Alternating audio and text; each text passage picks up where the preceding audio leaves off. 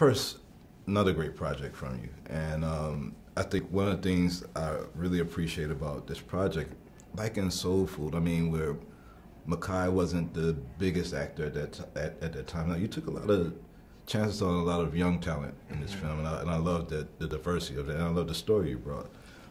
First, can you just talk a little about your partnership? Because I read a little about it, but can you talk about how y'all collaborated on this together a little? Yeah. Early on, George brought me on and made sure I was involved. You know, sometimes with adaptations, it's like the authors are like, okay, we got the book, we're good, thank you. George, nah. I mean, I was getting calls from George every week, even in post-production. That's how involved he wanted me to be. So it's been a collaboration from the beginning because he respects the source material, but he also respects the source of the source material, and that means a lot.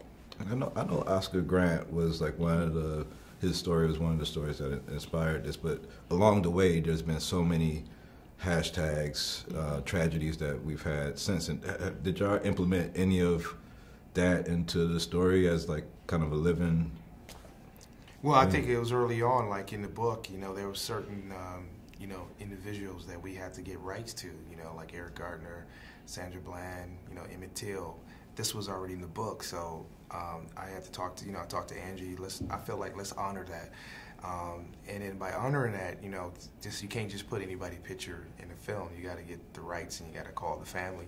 So a lot of that was being, done. And me talking to the Gardner family and Sandra Blunt. And just when I'm talking to them, you hear the pain, you hear, like in this movie, there's people, like Khalil, that's a young man who has friends, who has family. He had a brother, Cameron, who's 10 years old. And it's like all these individuals, we see it on the news, we don't know the impact of it.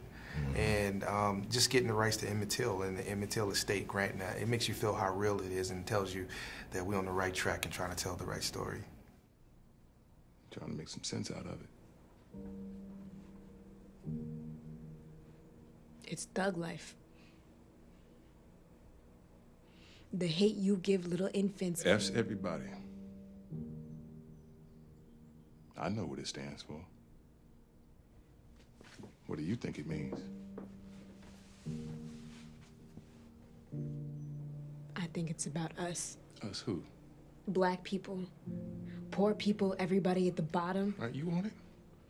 Pac was trying to school us on how the system's designed against us. Why else you think so many people in our neighborhood deal? They need the money. Yeah. And ain't no real jobs around here. So they fall into the trap. How fatigued do you guys get for your activism, whether it's out there really protesting or just like feeling for all these new tragedies that will pop up along the year? Like how do you, just as people, how do you like manage that internally?